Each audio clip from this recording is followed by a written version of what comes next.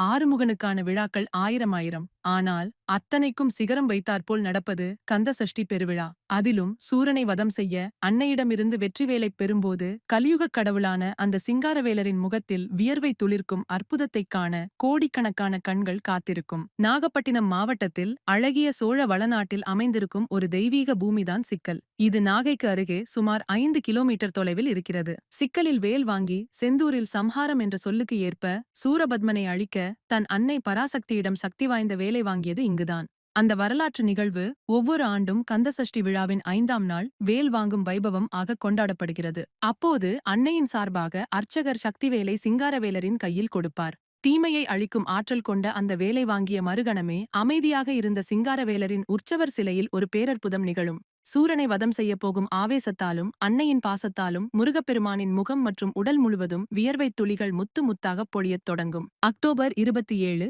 நாளை மாலை 6 மணி சூரசம்ஹாரம். சிக்கல் கோவில் வாசலில் சிங்காரவேலர் சூரபத்மனை வதம் செய்யும் சூரசம்ஹார நிகழ்ச்சி நடைபெறும்.